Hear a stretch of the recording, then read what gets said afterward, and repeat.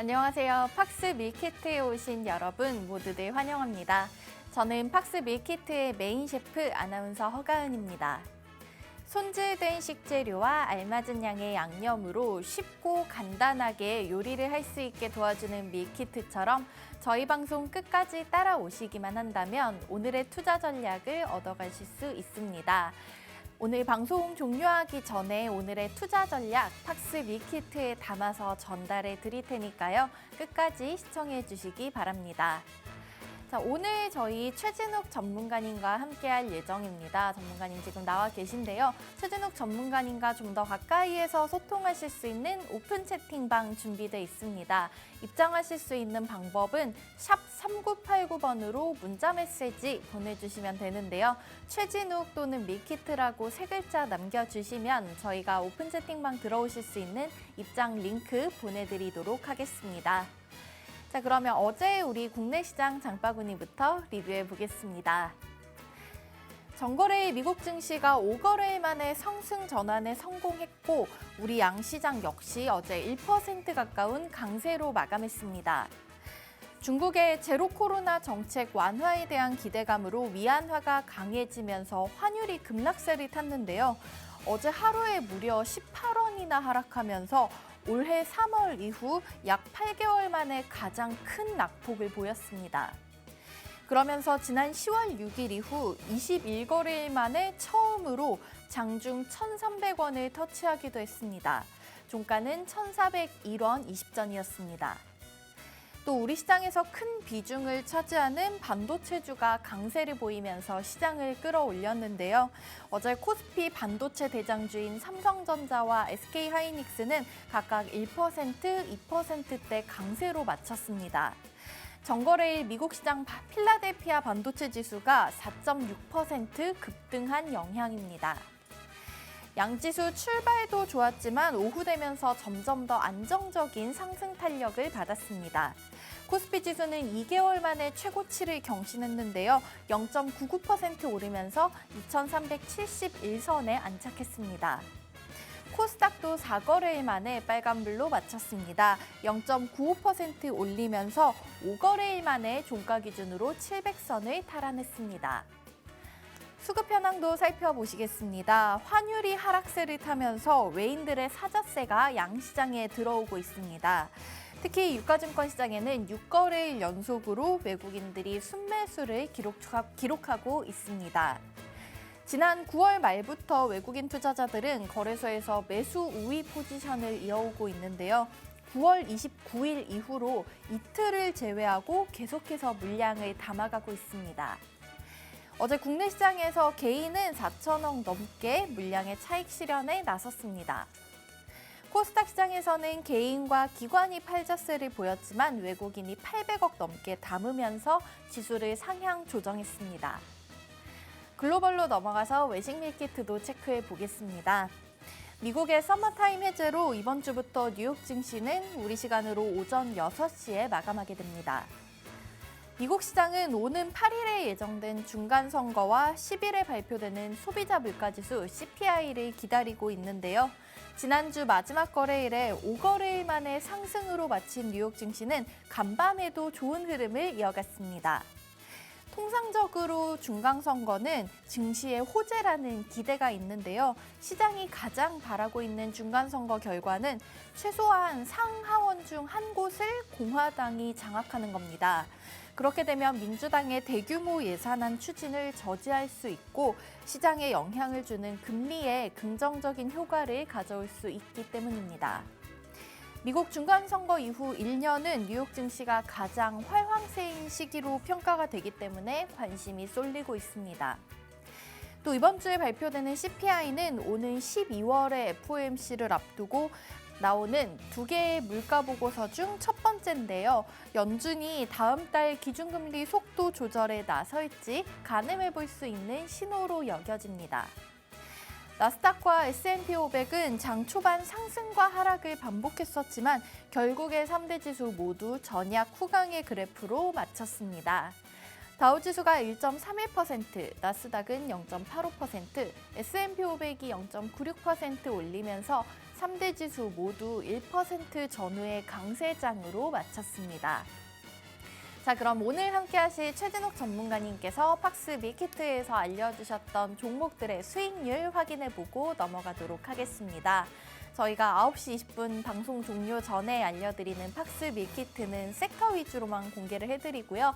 자세한 종목은 오픈 채팅방 들어오신 분들께만 전달해드리고 있는데요. 오픈 채팅방에서 알려드렸던 종목들의 수익률 확인해 보실 수 있습니다. 자, 첫 번째로 신라섬유가 9월 19일에 2,260원에 진입해서 2,500원에 매도하면서 10% 넘는 수익률을 기록할 수 있었고요. 우리 사료 관련주죠. 한일사료가 6,300원에 매수하고 6,600원에 매도하면서 5% 가까운 수익률 기록했습니다. 또 성우하이텍 자동차 부품주로 최진욱 전문가님께서 정말 많이 강조해 주셨던 종목인데요. 4,430원에 진입해서 6,000원에 매도하게 되면서 무려 24% 가까운 수익률 가져가실 수 있었습니다. 또 소형은행주죠. 제주은행이 9,330원 진입하고 9,530원에 매도하면서 2%, 고려산업은 3%, 화천기계는 무려 12%의 수익률 챙겨가실 수 있었습니다. 그리고 오토행과 모트렉스도 각각 3%, 11% 이렇게 변동성이 큰 장세 속에서도 높은 수익률 가져가실 수 있는 종목들을 최진욱 전문가님께서 오픈 채팅방에서 공개해 주셨는데요. 자, 그럼 그 오픈 채팅방 들어가실 수 있는 방법 다시 한번 안내 도와드리겠습니다. 샵 3989번으로 문자메시지 최진욱 혹은 밀키트라고 보내주시면 저희가 오픈 채팅방 들어오실 수 있는 방법 친절하고 상세하게 안내해 드리겠습니다. 자, 그럼 자리 옮겨서 전문가님과 본격적으로 함께 해볼 텐데요. 이 종목들을 선정해 주신 이유와 분석까지 한번 들어보도록 하겠습니다.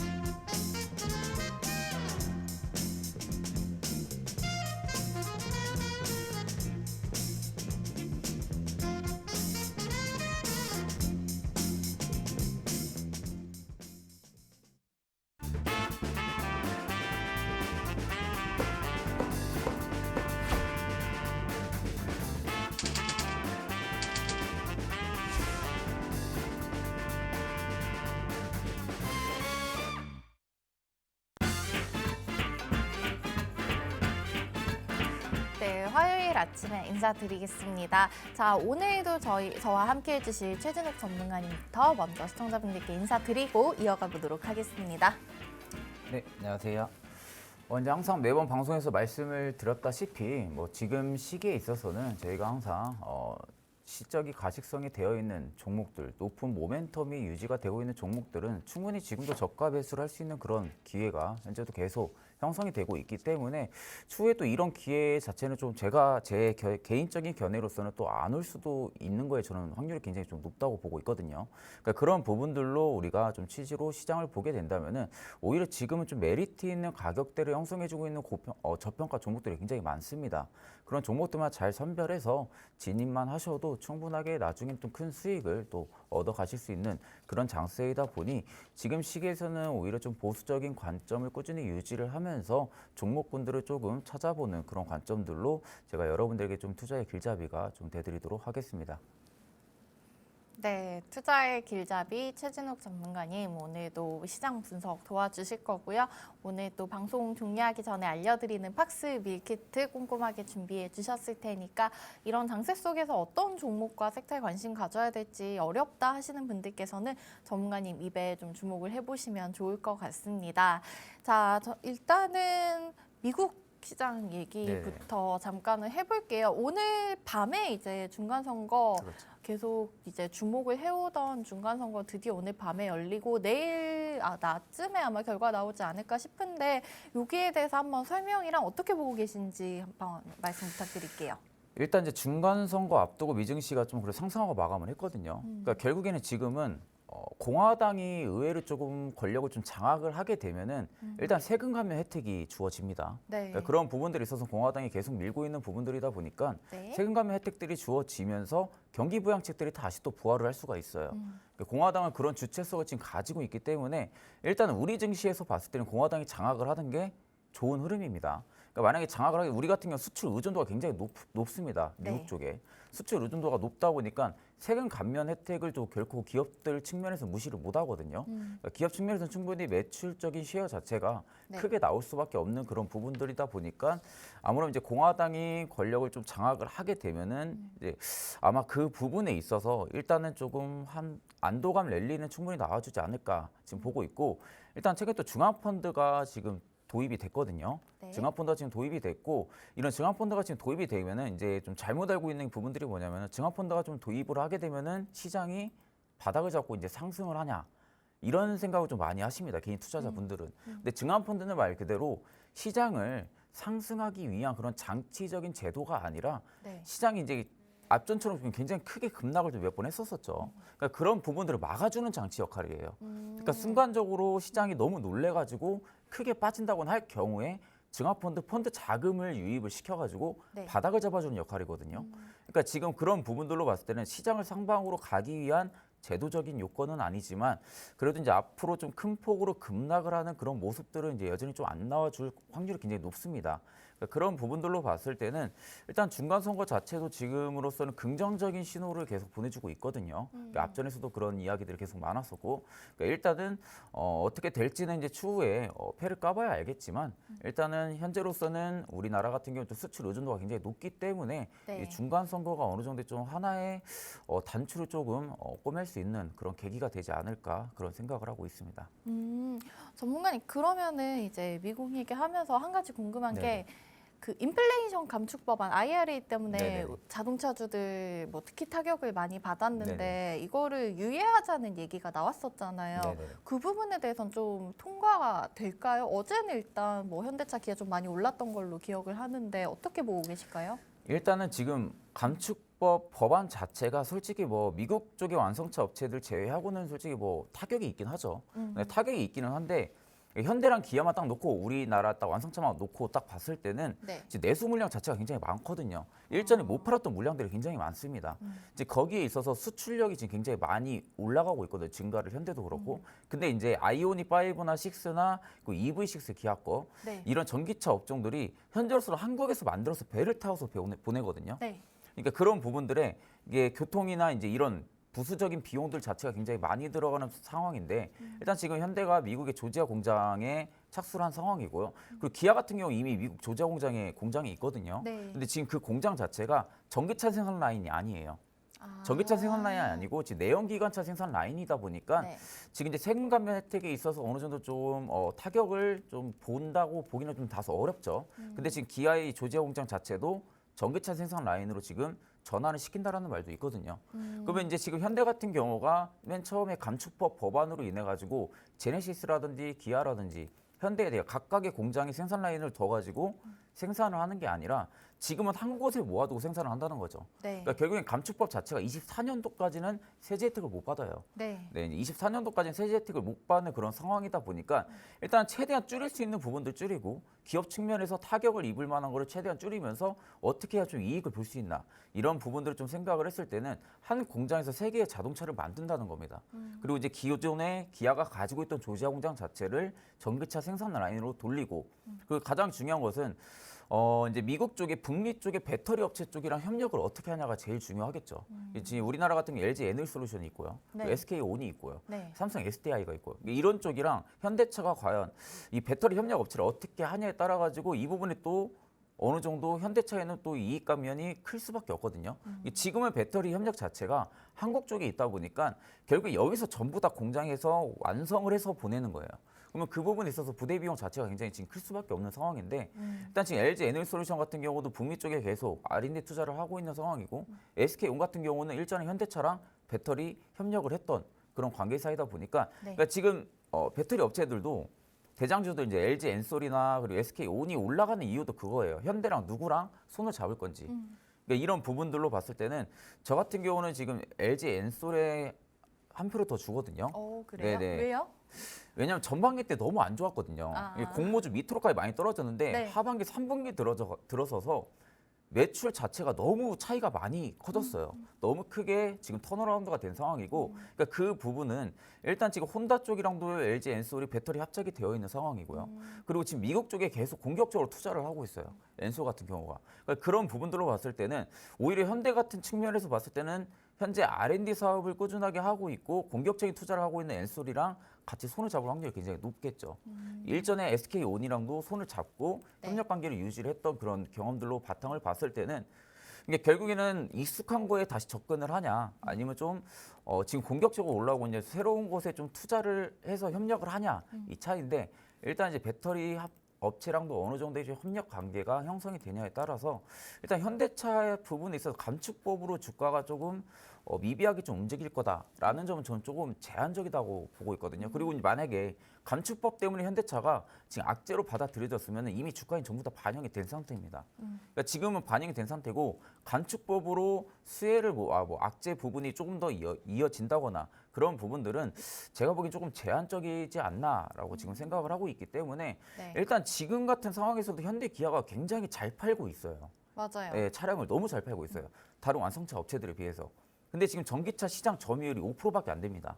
5%밖에 안 되는데도 지금 이 정도 매출을 낸다는 것은 앞으로 지금 이제 테슬라를 이제 따라잡을 수는 있을지 없을지 모르겠지만 네. 지금 이제 전기차 시장을 테슬라가 거의 다 장악을 하고 있거든요. 근데 이 부분에 지금 포드랑 혼다 그리고 기아, 현대 이렇게 전기차 시장이 계속 지금 꾸준하게 들어오고 있는 상황인데 지금 점유율이 5%밖에 안 된다는 것은 앞으로 위에 95% 점유율을 올릴 수가 있다라는 부분들로 측면으로 봤을 때는 일단 매출적인 부분이 95%가 반영이 안 될 수도 있다라는 것이죠. 추후에 본다고 하게 되면 그러니까 그런 부분들로 봤을 때는 제가 항상 강조를 해드렸던 부분들은 지금 시장이 굉장히 많이 빠졌어요.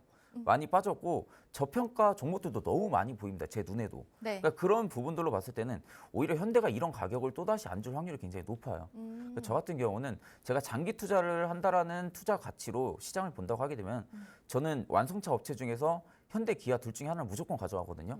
지금 시기에서는. 그리고 배터리 업체 중에 이제 LG 엔솔이나 SK온 중에도 하나 가져가고요. 그러니까 그렇게 조금 그러니까 우리랑 메이저 수급이랑 달랐던 이유는 네. 지금 같은 시기에 우리는 이제 팔잖아요.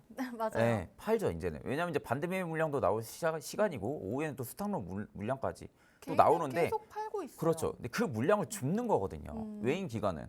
그러니까 이런 부분을 우리가 좀 명확하게 좀 이게 머릿속은 아는데 이게 안 되는 거죠.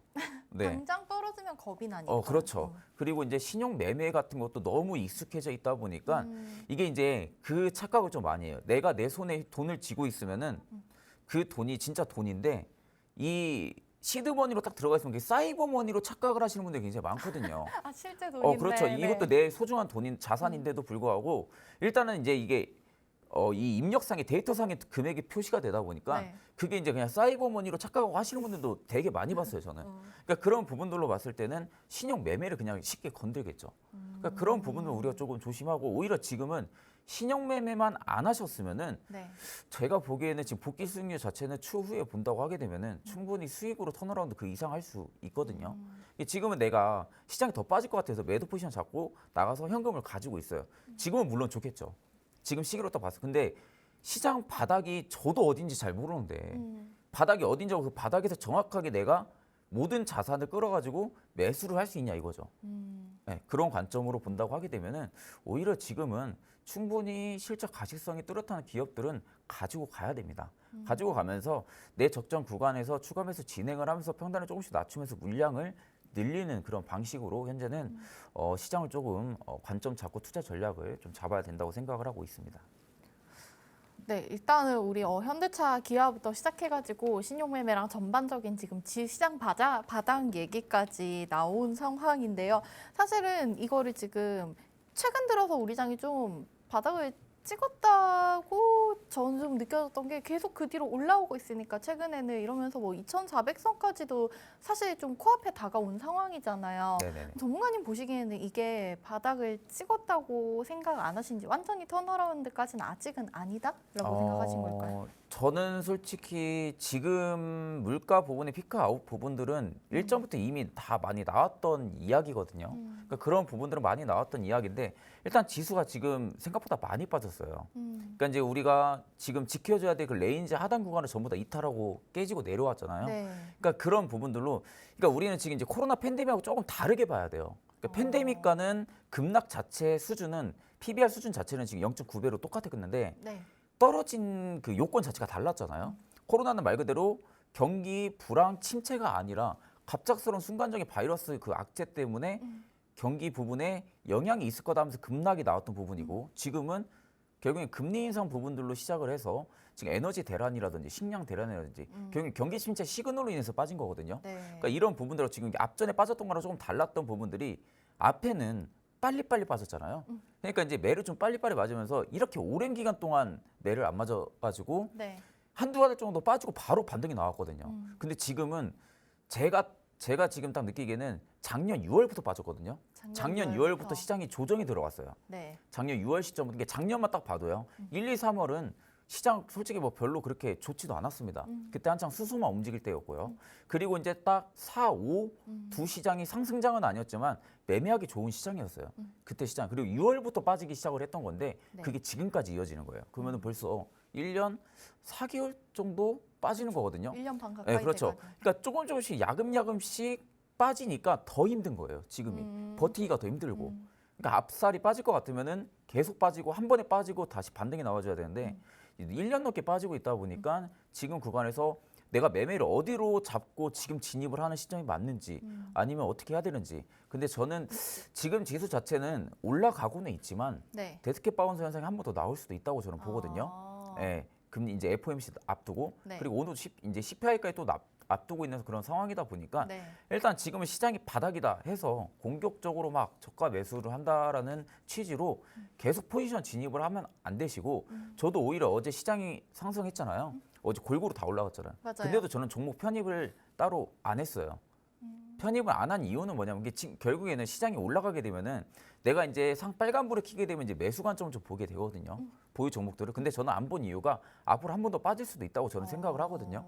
네. 그런 관점으로 봤을 때는 오히려 저는 어제 같은 경우도 편입을 안 했고요. 그리고 지금도 오늘 같은 경우는 좀 한번 또 시장을 보긴 해야겠지만 네. 여전히 저는 좀 보수적인 스탠스는 조금 유지를 하면서 네. 확실하게 결과치를 확인을 하고 가자라는 취지거든요.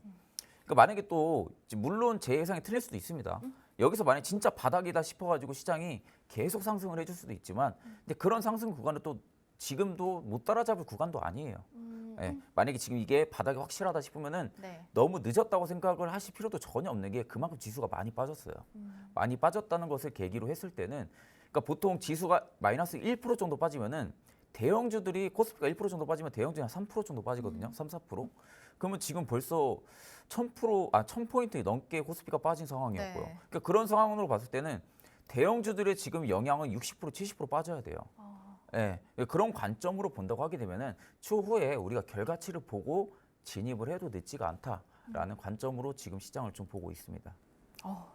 네, 시장 전반적인 얘기 지금 들어봤는데요. 일단은 최진학 전문가님 보시기에는 우리가 작년 6월부터 해서 계속해서 내려오고 있는 상황이지만 한 번 더 데드캣 바운스가 나올 수도 있다. 그리고 만약에 지금 올라간다고 해서 너무 성급하게 생각하시기보다는 많이 빠진 만큼 또 올라갈 날이 많이 남았기 때문에 조금 더 지켜보시는 방법을 추천을 해주셨습니다. 자, 일단은 저희 개장까지 6분 정도밖에 남지 않은 상황이기 때문에 예상지수 잠깐 보고 수익률 빠르게 체크해 보겠습니다.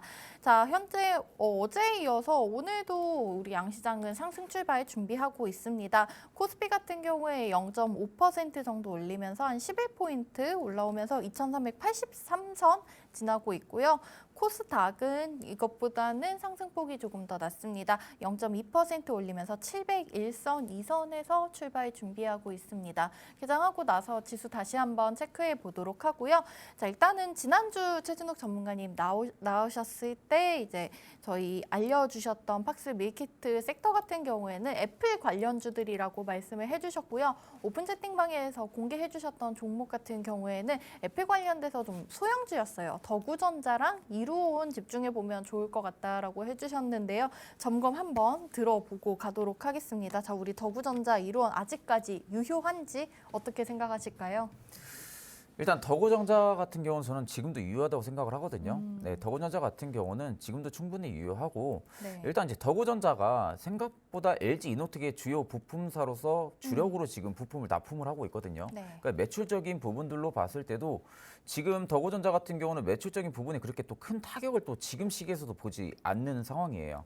그러니까 그런 부분들로 우리가 관점으로 봤을 때는 더구는 충분히 지금도 저는 접근이 가능하다라고 지금 보고 있거든요. 시가총액 같은 경우는 1,100억 정도 되는데 네. 지금 이제 매출액 같은 경우가 이번 1분기, 2분기만 합해도 거의 한 800억, 900억 가까이 되거든요. 그러면 지금 3분기, 4분기 결과치 발표가 또 나오고 실적 발표를 하게 되면 일단은 시가총액을 넘어설 수밖에 없는 매출적인 부분들이 나올 수밖에 없거든요. 네. 이게 지금 안정적인 매출을 계속 유지를 해주고 있고 부채도 너무 생각보다 많이 났기 때문에 일단 기업이 순간적인 유상증자를 낼 확률은 굉장히 없습니다. 거의 없다고 봐야 되고요. 오히려 지금 무상증자를 할 만큼에 대한 유보율을 가지고 있어요. 더구전자가. 네. 갑작스럽게 주주의 가치선을 좀 훼손을 안 하겠다는 기업 측면으로 기업이 갑작스럽게 무상증자를 또 발표를 할 수 있는 그런 측면으로도 지금 더구전자 같은 경우는 좀 유지를 해주고 있기 때문에 그런 관점으로 본다고 하게 되면 더구전자 지금도 충분히 저는 좀 매수 관점 봐도 된다고 보거든요. 예, 그렇기 때문에 이제 일단은 LG 이노텍이 또 타격이 크지가 않고요. 네. 그리고 지금 이제 애플이 애플카로 LG 디스플레이를 선택을 했거든요. 이제 네. 유력하다라는 이야기도 나오고 있죠. 그럼 지금 더구전자 같은 경우는 LG 디스플레이랑도 주요 협력사예요. 그럼 만약에 더구전자가 지금 핸드폰 부품으로 엮여 있지만 추후에 또 애플카로 엮이게 될 확률도 없지 않아 있다라는 관점으로 봤을 때는 지금의 주가 밸류상으로는 더구전자가 고평가가 아니라 저는 조금 저평가 부근이지 않나라고 지금 생각을 하고 있습니다. 그러면은 혹시 우리 더구전자 아직까지도 진입 가능한 저평가 구간이다 하셨는데 이로운도 마찬가지로 보고 계신 걸까요? 이로운은 좀 통신 애플페이 네네네. 관련해서 봐야 되는 부분인 거죠? 이로온이 지금 딱 단기적인 타점으로 보면요. 네. 더구전자보다 이로온이 조금 더 유효해요. 예, 이게 더구는 한 차례 조금 더 빠질 수 있는 구간으로 좀 매력적인 위치를 해주고 있지만 이로온 같은 경우는 오히려 지금 충분히 매수 관점 좀 잡아볼만 하거든요. 그러니까 지금 영업이익이 2분기 때 좀 마이너스 좀 나오긴 했지만 이거는 뭐 거의 뭐 미비한 수준이라 항상 뭐 재무적 자체가 이론이 그렇게 지금 큰 폭으로 돈을 벌고 있는 상황은 아니에요.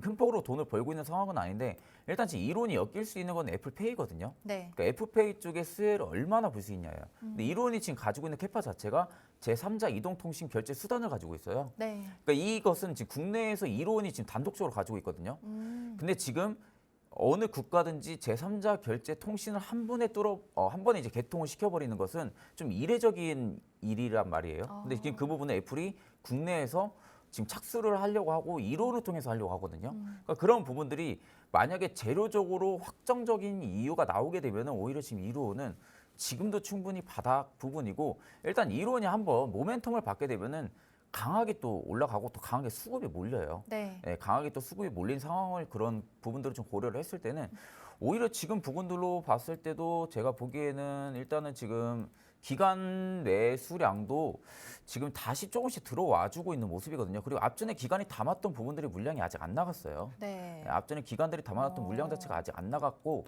외인들만 조금 나간 상태지만 기관 같은 경우가 아직 안 나갔고 결국 이제 통상적으로 이렇게 이동통신 쪽 관련된 기업들은 기관들이 조금 더 정보 수집이 좀 더 빨라요. 예, 기관들의 정보 수집력이 워낙 빠르다 보니까 네. 일단 지금 기관 물량이 안 나가고 외국인 같은 경우는 정보 수집력이 좀 최대한 낮을 수밖에 없겠죠. 애플 쪽과 연관이 되어 있지 않는 이상은. 네. 그러니까 그런 부분들로 봤을 때 기관이 물량이 안 나갔다는 것은 앞으로 이로온이 성장성, 가시성 자체가 확실한 기업이다라는 그런 측면으로 지금 가지고 있는 게 아닌가라는 생각으로 봤을 때는 오히려 이로온은 지금도 충분히 매수 타점을 좀 잡아볼 수 있는 그런 구간입니다. 네. 자, 최진욱 전문가님께서 지난주 팍스 밀키트로 공개를 해주셨던 종목들 더구전자와 이로운 얘기 들어봤는데요. 일단은 둘 다 뭐 애플카나 애플페이 관련해서 수혜를 입을 수 있는 종목들이고 앞으로의 모멘텀 유효하고 현재도 저평가 구간이다. 특히 이로운 조금 더 집중해 보시면 좋을 것 같다라는 의견 주셨습니다. 오늘은 또 전문가님 저희 팍스 밀키트 어떤 섹터와 종목으로 준비해 오셨는지 방송 끝에 공개해 드릴 테니까요. 끝까지 시청해 주시면서 이런 시장에서 어떤 종목 담아야 할지 눈여겨보셨으면 좋겠습니다.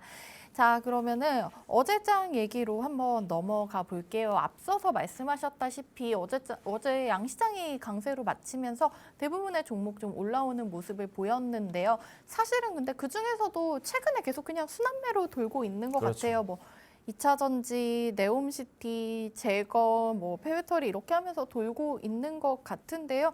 어제 또 마찬가지로 그런 섹터에서 움직이지 않았나 싶거든요. 전문가님 혹시 그중에서 좀 제일 괜찮다 싶은 섹터는 어떤 거라고 생각하세요? 저는 지금 충분히 움직일 수 있는 섹터는 좀 철강 쪽. 철강, 네, 왜냐면 이제 미국이 지금 관련해서? 그렇죠. 이제 네. 건설 쪽도 있지만 철강 모멘텀을 받고 있는 그런 기업들 있잖아요. 뭐 대표적으로 뭐 포스코 엠텍도 있고 그러니까 그런 기업들은 충분히 지금도 접근이 저는 좀 가능하다고 보고 있어요. 왜냐하면 이제 미국이 지금 탈중국화를 계속 하고 있어요, 정책을. 네. 그러니까 결국에는 중국에 대한 중국산 무기나 이런 중국산 재료들을 안 쓴다는 거거든요. 근데 지금 광산 쪽에 있어서는 중국이 점유율 자체 70% 이상 가지고 있어요. 네. 철이나 근이나 아연이나. 네. 근데 이런 부분들이 있어서 과연 미국이 중국에 대한 부품이나 이런 원자재를 안 쓰고 탈중국을 할 수 있냐라는 부분들이 일단은 지금은 주요 목적으로 볼 수가 있겠죠. 근데 지금까지 탈중국 관련해서는요. 예전부터 이야기가 나왔던 부분들이거든요. 그러니까 이제 미중 무역 전쟁은 계속되고 있잖아요. 네. 그러니까 그런 부분들로 봤을 때는 오히려 지금 히토리오 관련주들이 다시 한 번 더 모멘텀 받고 좀 움직일 확률이 좀 높거든요. 오. 네, 이제 그런 부분들로 봤을 때는 오히려 철강 섹터들이 지금 충분히 접근이 가능하고요. 그리고 이제 아까 말씀드렸던 이루온 같은 경우들도 지금 오늘도 한 7% 이상 지금 급등을 해주고 있잖아요. 네. 그러니까 이런 부분들로 봤을 때 오히려 우리는 좀 저가에서 무조건 잡아야 돼요.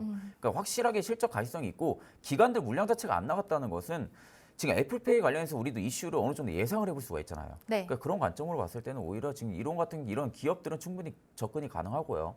그 재건주들, 특히 진성 TEC, 네. 진성 TEC는 저도 워낙 너무 저평가예요. 진성 TNC. 그러니까 제가 네. 방송에서 이제 딱 하나 더 얘기해드리면은 이 진성 TEC 종목 자체는 너무 저평가거든요. 이런 기업들은 충분히 접근이 가능해요. 지금은 수급 자체가 지금 몰리지가 않아서 네. 크게 뭐 위로 올라가거나 아래로 내려가거나 그런 물량 자체 움직임이 없는데 일단 지금 진성 TEC 같은 경우는 캐터필라를 주요 공급으로 하는 그런 기업이거든요. 네. 주요 공급사인데 미국 쪽에 이미 어느 정도에 대한 판매권에 대한 이런 수단을 가지고 있어요. 진성 TEC가.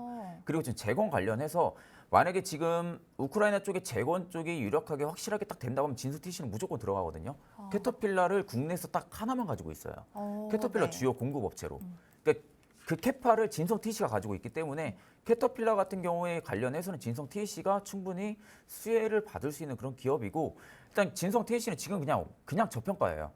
네, 그런 기업 지금 딱 그냥 기업 봤을 때는 지금 상황에서도 재무적으로도 문제가 없는 상황이고요. 네. 앞으로 재건 쪽은 어차피 해야 되는 부분들이거든요. 결국엔 전쟁은 끝나잖아요. 네. 결국엔 전쟁이 끝나게 되면은 지금 우크라이나 피해 쪽이 굉장히 크게 나오고 있는 상황이다 보니까 이 재건 쪽에 있어서 기업이 벌어들일 매출은 좀 생각보다 상상 이상이지 않나라는 상황으로 봤을 때는 오히려 지금 주가 밸류상으로는 저는 오히려 지금도 충분히 저평가고 최근에 바닥 잡아준 7,860원 부근에서 계속 올라왔잖아요. 네. 근데 이 부분 자체를 누군가가 지금 바닥으로 인식을 하고 계속 담는 거예요. 계속 담는 거예요. 네. 그러니까 이 기업이 지금 충분히 저평가고 앞으로 더 갈 수 있는 확률적인 요소들이 굉장히 많다 보니까 거기 바닥 부근에서 계속 누군가가 담고 있는 거죠. 그런 부분들로 봤을 때는 네. 오히려 이런 기업 저평가 종목들은 충분히 좀 접근이 가능하지 않나. 그러니까 재건 쪽은 지금 충분히 좀 보셔도 나쁘지 않을 것 같고요. 네. 철강 쪽도 리사이클이 한 번 더 돌아줄 수 있기 때문에 철강 쪽 그리고 이제 기술주들은 제가 항상 말씀드렸다시피 충분히 기술주들은 저평가 기업들은 지금도 저는 접근이 가능하다. 그리고 2차 전지 쪽도 좀 바라봐 주시면은 나쁘지 않을 네. 거라고 생각을 합니다. 자, 이렇게 지금 저희 포괄적으로 말씀을 드렸는데 구체적인 또 저평가 종목까지 하나가 나왔습니다. 최진욱 전문가님 잘 지켜보고 계시다 보면 이렇게 주워갈 수 있는 종목들 알려주시는데요. 특히 그중에서는 이제 우크라이나 재건 관련주들 말씀을 해주시면서 진성 TEC 충분히 지금 바닥이라고 볼 수 있는 자리고 또 캐터필러 관련해서는 국내에서 유일하게 보유하고 있는 업체이기 때문에 그리고 미국의 또 관련 권한을 가지고 있기 때문에 주목해 보시면 좋을 것 같다라는 의견을 주셨습니다. 근데 사실은 그 재건 뭐 네옴시티 건설도 하면서 그 안에서 계속해서 좀 종목들이 올해 돌고 돈다고 해야 될까요? 새로운 종목이 또 그렇죠. 덜 오른 종목이 오고 하는데 아마 이 진성 TEC가 또 한 번 주목을 받지 않을까 싶기도 한데요.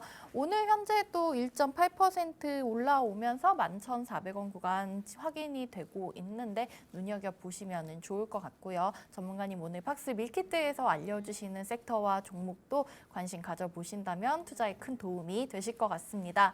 자, 최진욱 전문가님께 구체적인 투자 정보 얻어가실 수 있는 오픈 채팅방 들어오실 수 있는 방법 다시 한번 안내 도와드릴게요. 샵 3989번입니다. 유료 100원의 문자 메시지 한 통 보내주시면 들어오실 수 있고요. 최진욱이나 밀키트라고 남겨주시면 저희 오픈 채팅방 들어오실 수 있는 입장 링크 보내드릴게요. 들어오셔서 오늘 방송 종료하기 전에 알려드리는 팍스 밀키트 구체적인 종목 어떤 건지도 확인해 가셨으면 좋겠습니다. 자, 그러면은 저희 섹터 얘기로 일단 포괄적으로 한번 들어봤으니까 종목 얘기를 좀 해볼게요. 종목 중에서는 어제 좀 많이 올랐던 종목 중에 이슈 있었던 것들이 바이오 기업들이 개별적인 네네. 이슈로 움직였었던 것 같아요. 그 중에서 좀 이 종목이 어제 시간 외에서 상한가를 기록을 했었는데요. 보로노이가 오늘 현재 지금 5% 넘게 장 초반부터 상승을 하고 있습니다. 그 폐동맥 고혈압 치료제로 개발 중인 물질이 국가 연구 과제로 선정됐다는 이슈가 있었는데요. 그래서 혹시 그 바이오 종목들은 전문가님 이렇게 이슈 나올 때마다 또 한 번씩 돌고 돌잖아요. 네네네. 단기적으로 조금 접근해 보는 방법 어떻게 생각하실까요? 저는 보로노이 지금 접근하는 거 별로 좀 추천을 안 드리고 오, 싶어요. 네. 일단은 지금 적자가 계속 너무 지속되고 있거든요. 이게 결국엔 바이오 기업들 자체는 정부 쪽에서 지원을 받아서 그 지원금으로 임상을 하는 거거든요. 네. 근데 그 임상이 물론 성공을 하게 되면은 다른 업종들보다는 굉장히 강하게 가요. 맞아요. 예, 상한가도 그냥 가고 그렇게 하는데 그만큼 우리가 생각을 해야 될 거는 하방도 열어둬야 된다는 거거든요. 실패했을 가능성에 그렇죠. 대해서 네. 그런 부분들로 봤을 때 보로노이가 지금 순간적으로 올라갔다고 해서 오히려 지금 이런 종목도 따라붙으시면 안 된다는 게 그 표본들이 한국 BNC. 아, 네. 예, 한국 BNC 초반에 그 코로나로 인해서 안트로키 논을 네. 관련해서 굉장히 기대감이 많이 올랐었잖아요. 맞아요. 그게 전부 다 임상으로 오른 게 아니에요. 기대감만 기대감에 가지고. 이때 딱 67,200원을 찍은 거였거든요. 네. 그리고 순간적으로 계속 급락을 했잖아요. 네. 지금 거의 바닥 파고 있잖아요. 그러게요. 1,300원을 지금 유지를 해주고 있는데 67,200원에서요. 그러니까 결국엔 그 앞전에 안트로키 노놀에 대해서 코로나를 뭐 잡을 수 있다라는 그런 기대감에 계속 올라갔던 겁니다. 그러다가 결국엔 임상 부분이나 FDI 신청 부분들이 계속 늦어지다 보니까 그게 주가에 바로 반영이 되는 거거든요. 그러니까 바이오 기업들은 이런 거를 굉장히 좀 조심하셔야 돼요. 그러니까 기업이 순간적으로 자금이 없으면은 유상증자도 해버릴 수가 있어요. 왜냐하면 지금 내가 임상을 하고 있는데 이 임상을 포기를 할 만큼의 자금력이 너무 들어가 있는 상황이다 보면 포기를 못하는 상황인 거죠. 네. 근데 임상도 오래 걸려요. 몇 년이 걸리잖아요. 맞아요. 3상까지 3상까지 있고 A상도 있고 B상도 있는데 네. 이거를 과연 버텨가면서 바이오를 투자를 할 만하냐.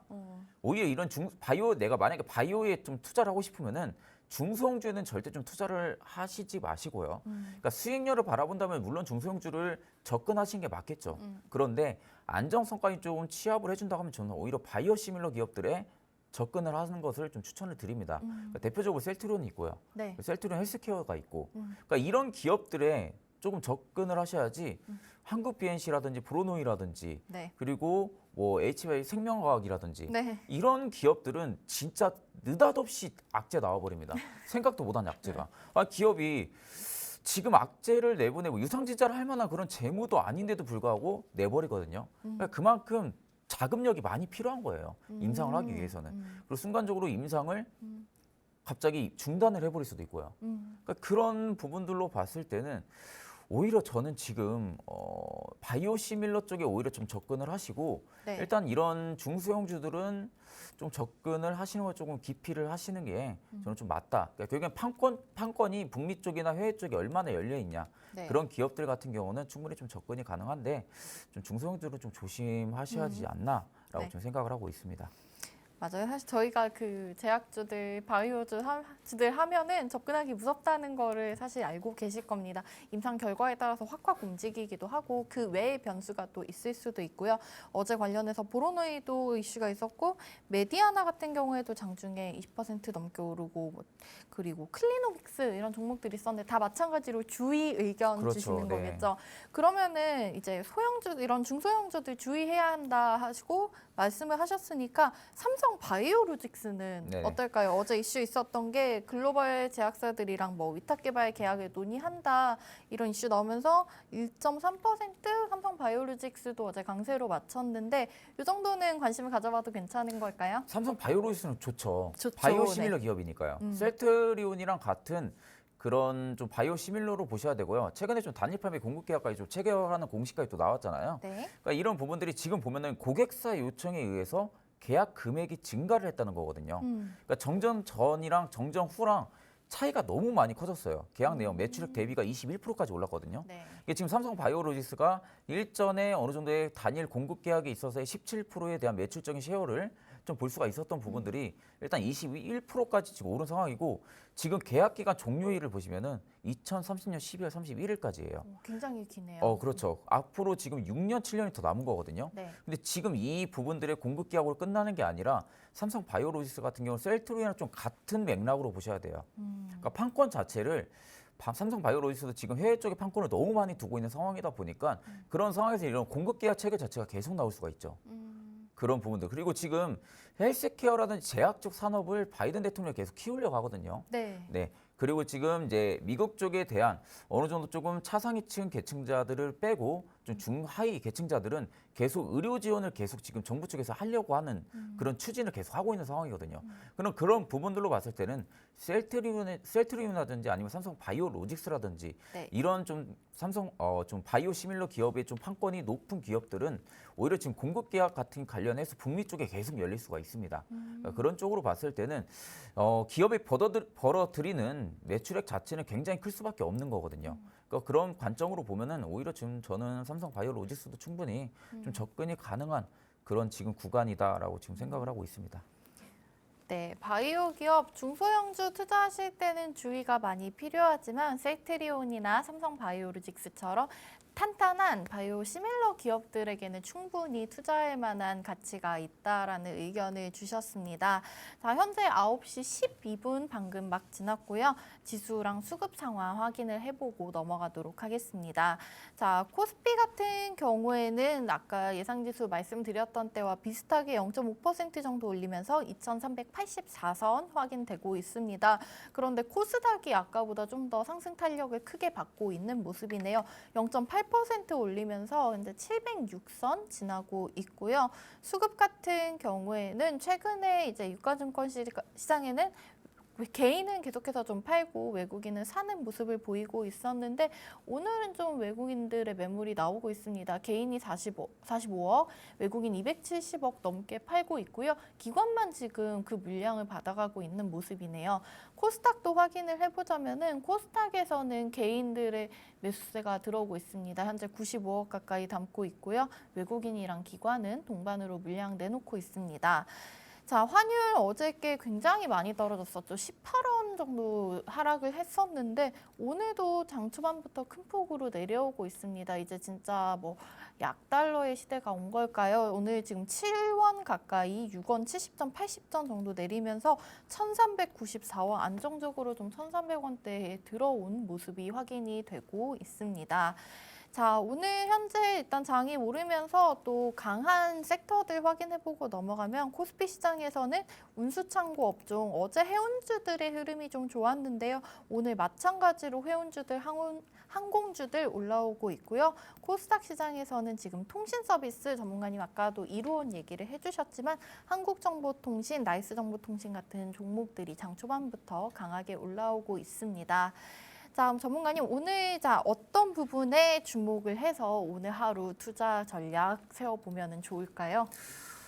지금 상황에서는 제가 항상 말씀을 드렸던 부분들은 뭐냐면은 결국엔 지금 뭐 계속 그날 테마성을 띠고 있는 기업 종목들은 좀 접근하는 거는 조금 기피를 하셔야 됩니다. 네. 그러니까 지금은 섹터 순환매 자체가 너무 빠르게 움직이고 있거든요. 예전 같은 경우는 작년만 봐도 뭐 택배가 움직이면은 물류가 움직이고, 그러니까 택배가 움직이면 종이, 목재 같이 맞아요. 움직였거든요. 네. 근데 지금은 택배 관련주가 만약에 움직이면 택배만 딱 움직여요. 근데 택배만 딱 움직이 그 안에 종목들이 다 움직이냐? 그것도 아니라는 거죠. 개별적으로. 대장주, 그렇죠. 대장주, 이등주. 이게 개별 재료가 나오는 부각되어 있는 네. 이런 종목군들이 움직이고, 예전처럼 대장주가 우리가 이제 예전 같은 경우는 좀 예상을 해볼 수 있었잖아요.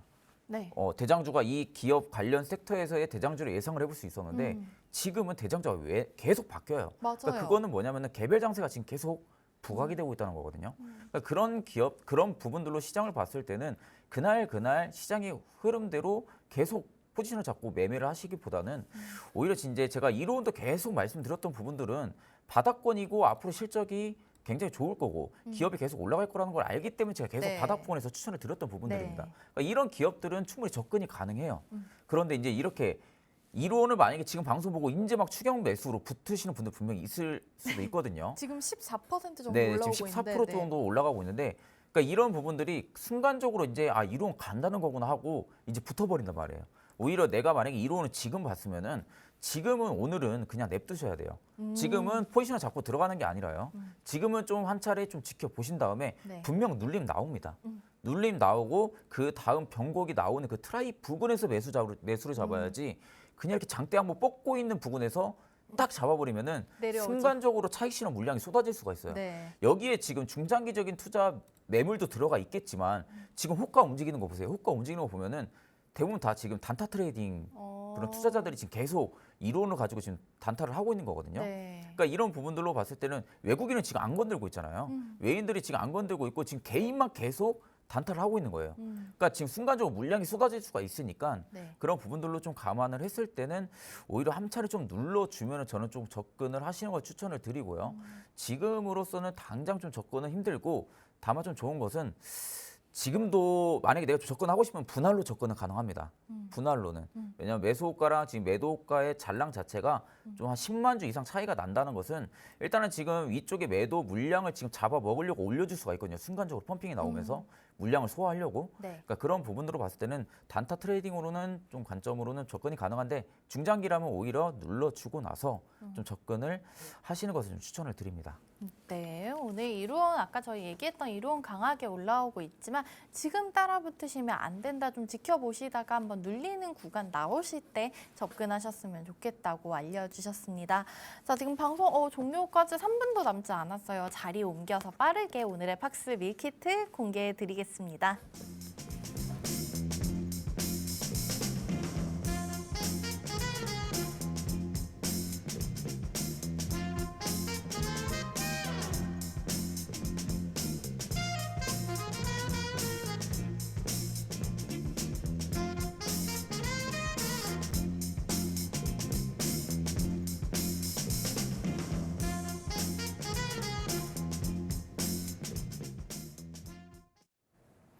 네, 오늘 화요일 방송도 마무리할 시간이 너무나 짧게 다가온 것처럼 느껴지네요. 전문가님께서 준비해주신 팍스 밀키트 얼른 들어보도록 하겠습니다. 전문가님, 오늘 어떤 투자 전략 가져가면 좋을까요? 네, 제가 이제 방송에서도 몇 번 좀 언급을 해드렸던 2차 전지 관련 섹터인 금양 종목들은 지금 이제 리튬 공급 다각화 때문에 앞전에 좀 250% 가까이 좀 올려줬거든요. 근데 지금 오히려 리튬 쪽 관련해서는 좀 공급 다각화가 또 한 번 좀 금양 쪽에는 이슈가 될 수가 있고 2차 전지 쪽에 좀 R&D 사업을 계속하고 있는 그런 기업이다 보니까 충분히 좀 접근이 가능한 구간이다라고 좀 생각을 하고 있고요. 그리고 이제 그 다음 재건 관련해서 도화 엔지니어링. 최근에 재건주들이 좀 강하게 수급받을 때 도화 엔지니어링만 한 차례 좀 눌러준 모습이 나와줬기 때문에 오히려 그런 부분들로 봤을 때 지금 슈커버링 매수세도 지금 들어와주는 걸로 보여지는 판국이거든요. 그러니까 그런 부분들로 봤을 때 오히려 지금 도화 엔지니어링은 재건 관련해서는 좀 보시면은 나쁘지 않을 거라고 생각을 하고 있습니다.